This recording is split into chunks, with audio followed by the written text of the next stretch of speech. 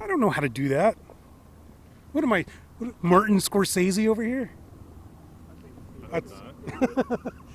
this is I Martin Scorsese coming don't from. have to like really act. This is Martin Scorsese coming from Everett Aqua Sox Arena Stadium. Ah. All right, ready? Welcome to Seattle Sports Union. My name is Abraham DeWeese, and I got to start that over. Start again. Starting over. Do a Howard Cosell voice. No. Yeah, wait, pull up back. Welcome everybody. My name is Abraham DeWeese. With me is Matt Paige. How you doing today, Matt? Good. How about you? I'm doing well. We're here at the Everett Aqua Sox Stadium, which is being refurbished. They're going to have a brand new field and everything. It's going to be nice. But today, Matt, you and I are talking about the Texas Rangers. Yes, the Texas Rangers are most-hated rivals. Most hated, I don't know about that, but but they've been a lot more successful than the Mariners. They've had in the last 5 years, last 7 years, they've had 5 playoff appearances and 2 World Series appearances. But the last couple of years, not so good. What's going on? Well, they're in a kind of a rebuilding phase, but I do have to make the point, though, that we're only 1 year removed from their last AL West title. They won 2 in a row, 2016 and 2015. It's just the Astros have ascended to such a level now that, that everyone else in the division looks bad. Yes, by everyone in the division, that's a pointed reference towards us, the Mariners, and some other guys. Yeah, a little bit. Hey, Matt, do you miss Adrian Beltre? Every single day of my life, I wake up and I get up in the morning and I look in the mirror and I go, "Where's Adrian? I really miss him. I miss his antics with Felix. I miss his glove, his solid glove at third.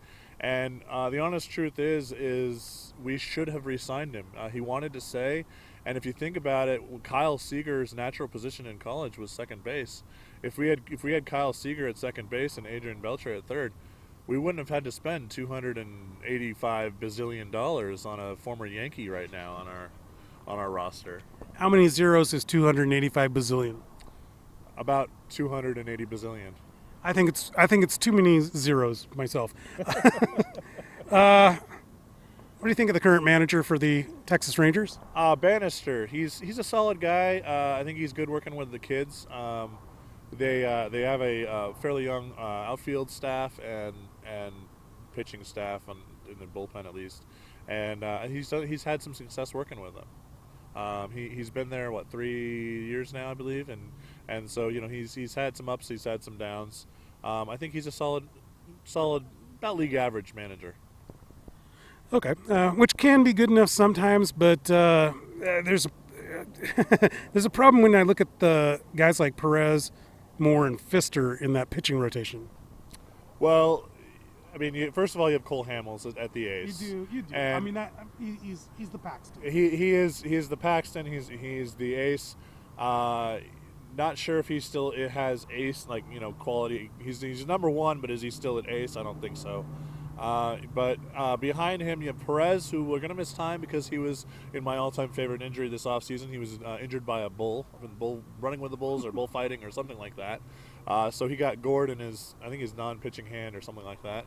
So he's gonna miss a little bit of time. But he's in spring training and they're working him way back, so he'll join not too long. He's actually a solid maybe number 3 guy on most teams. Whereas after that, you have Matt Moore, who'd be a number 5 on a contender, and you have who was added for depth this year, and I'm already blanking on the third guy you mentioned. Who's Douglas Pfister. Douglas Pfister, our old Mariner friend. He's if he can find his way back to form, he's a solid number 2 on some cases, and I like him. They're actually exploring the idea of a 6-man rotation, which caused Cole Hamels to make some public remarks about that very fact. What did Cole Hamels say? He said that you're crazy if you think it'll work at the major league level, I believe. Something along those lines. That might be a cleaned up version of what he said. Well, then he's basically calling out management.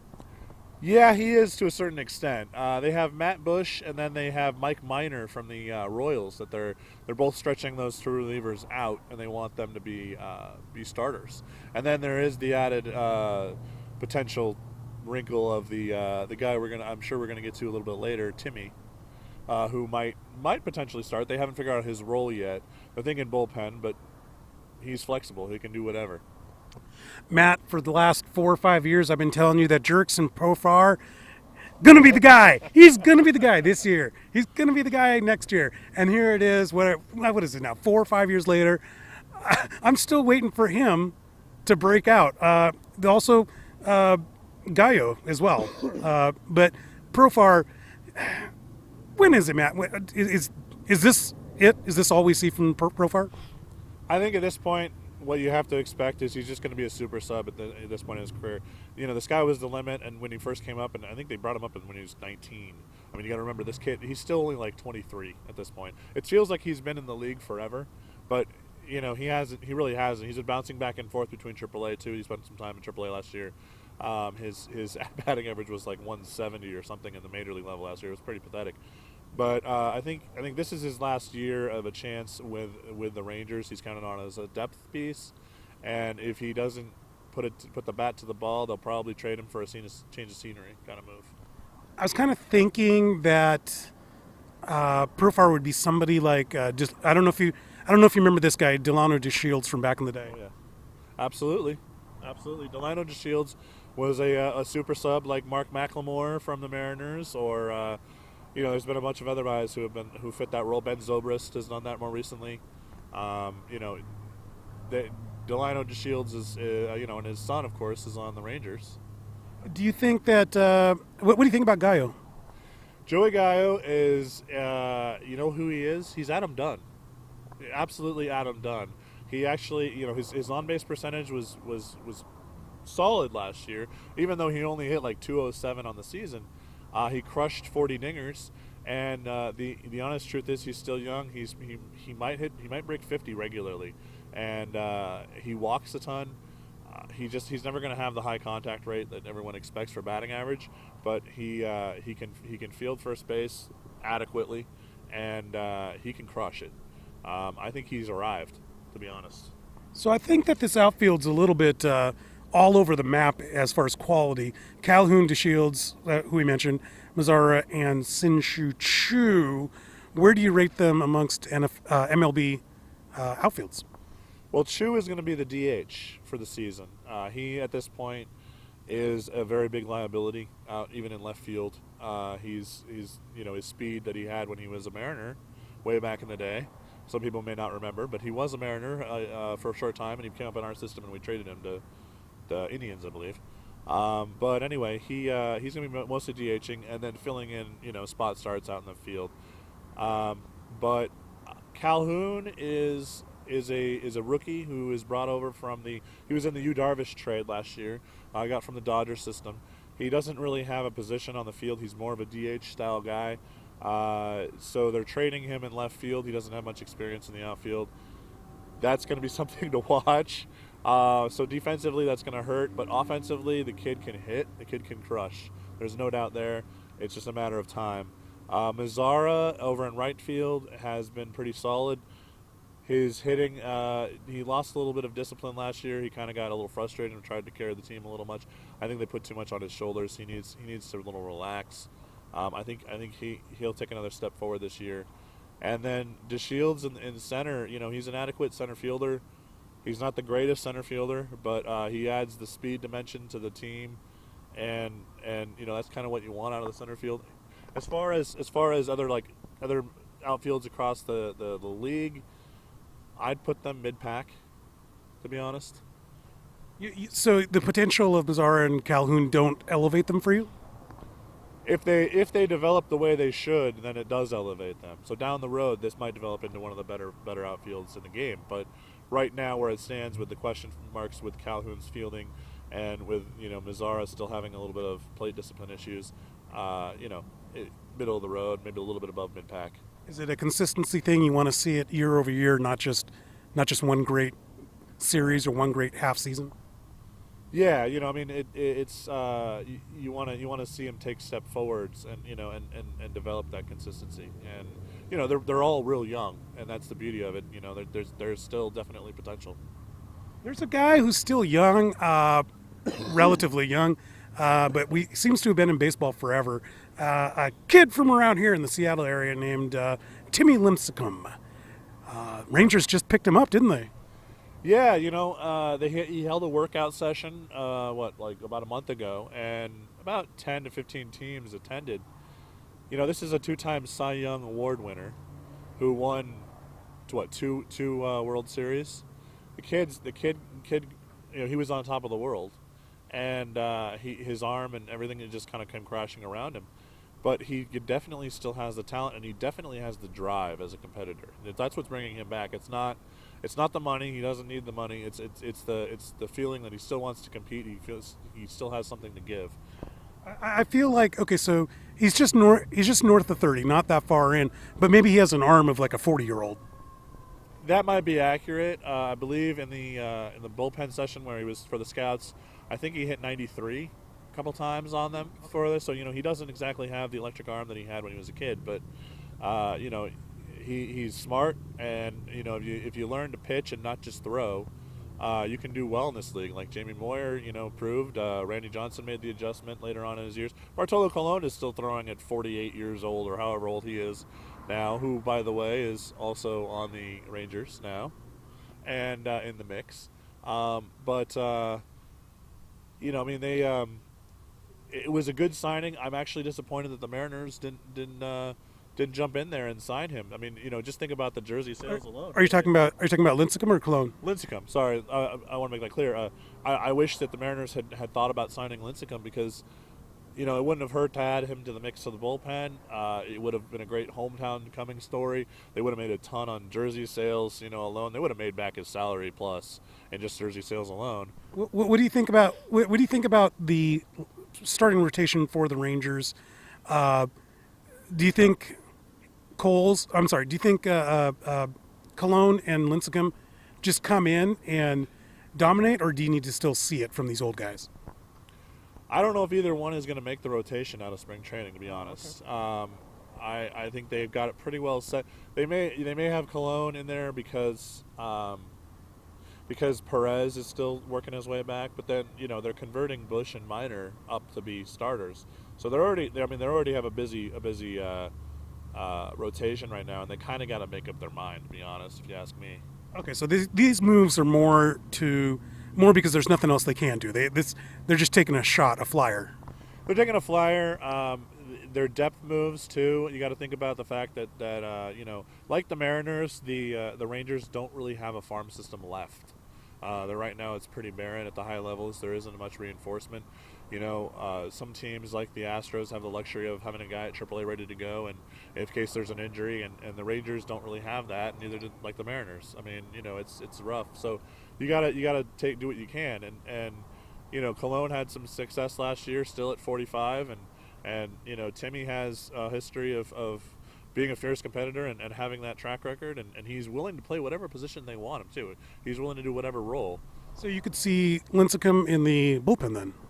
Absolutely. I think that's where they're focusing on. They actually, there was some reporters who asked him about if he was interested in closing this week, and he said, that did intrigue him, but he's willing to do whatever they need him to do. Where are the Rangers? I mean, if you put them up against the Mariners, where are the Rangers? We've decided that the Astros just hand them the AL West division right now. Where are the Rangers compared to everybody else, like the Mariners?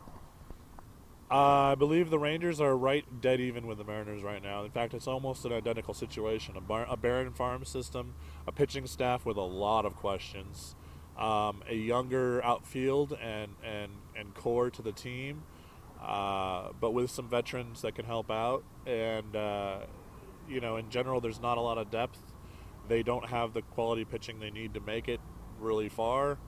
But the potential that offense could seriously impress a lot of people.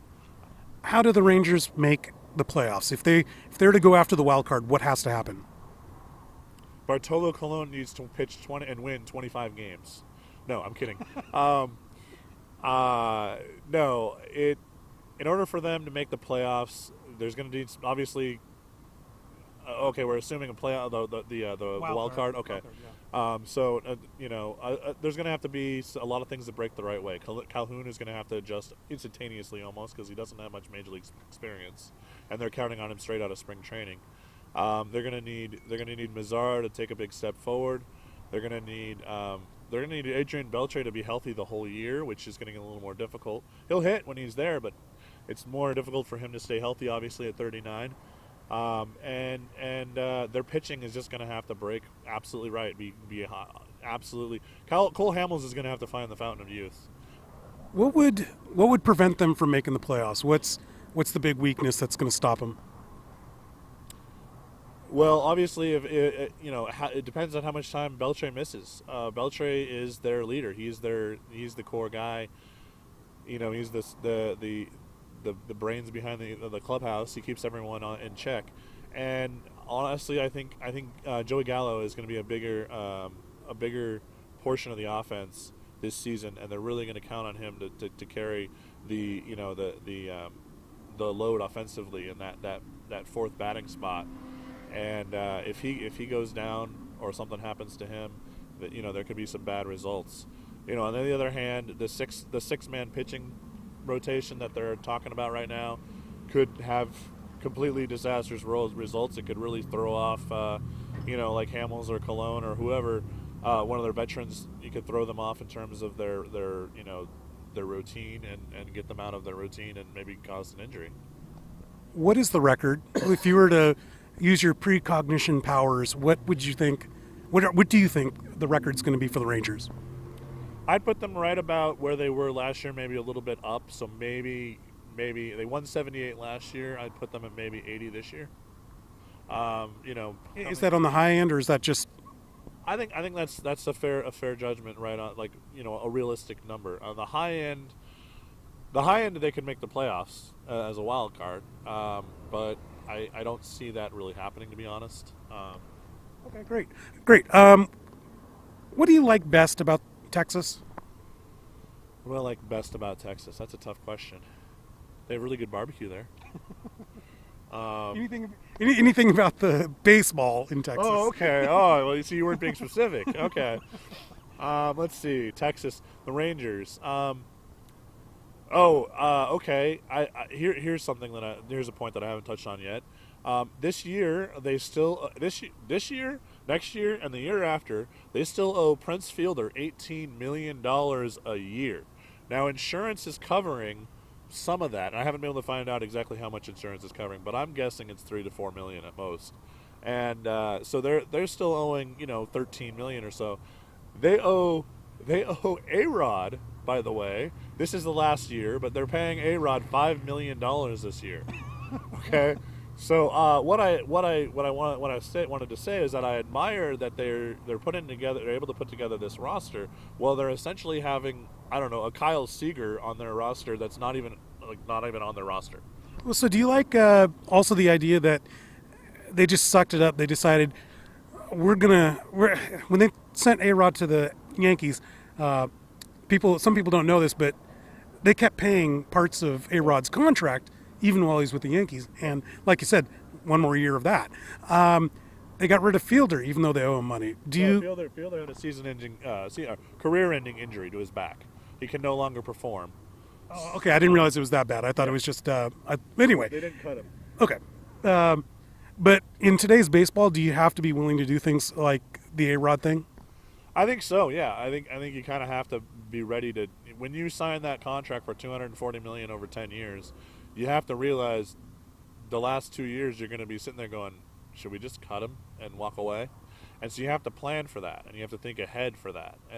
And so they're showing a remarkable amount of forethought and thinking ahead, realizing that they're paying for about $20 million of players that aren't even on their roster right now, and they're still building a fairly solid team, a team that's going to be fun to watch at least. The Mariners have two players that are bloated contracts in Felix Hernandez and Robinson Cano. Yeah. Not just bloated contracts, but long-term contracts. When does that conversation come up for the Mariners as to when to part ways with either of those guys? The honest truth is, I think Cano, that comes up in about 2 years, that quickly. I think the window starts to close here pretty quickly.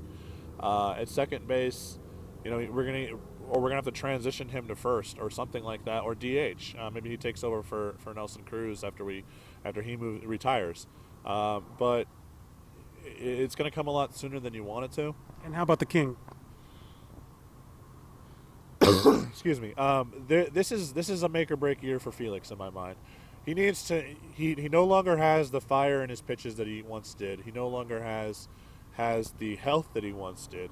And it's being rumored right now he doesn't have the desire to change his game either. And that's a problem in my mind. You need to learn to pitch with what you have. I mentioned him earlier, Randy Johnson. Randy Johnson went after he left the Mariners and the Astros and the Diamondbacks and all that. He wound up in New York, and he had a pretty bad injury to his throwing arm 1 year, and then he came back. He was, I think it was like 2 more years he pitched for the Yankees after that. But his entire game plan had to change. He did not have that fire on his fastball anymore. He had to adjust. He had to become a pitcher. And a lot as you get older, and we're in the non-juice era, so you can't stay healthy like you used to. You can't be throwing 90, 98 when you're 41 like Roger Clemens anymore. You need to adjust with what you have and become a smart pitcher and not just a thrower. And Felix needs to make that adjustment, and he needs to make it this year. And if he doesn't, I'm ready for us to move on. To be honest, Okay. All right. Great. Last question. What do you like least about the Rangers? They stole A-Rod from us. Okay. There we go. I want to thank everybody out there for watching us. This is Matt Paige, our baseball writer, and I'm Abraham DeWeese. We'll see you guys next time. Have a great day.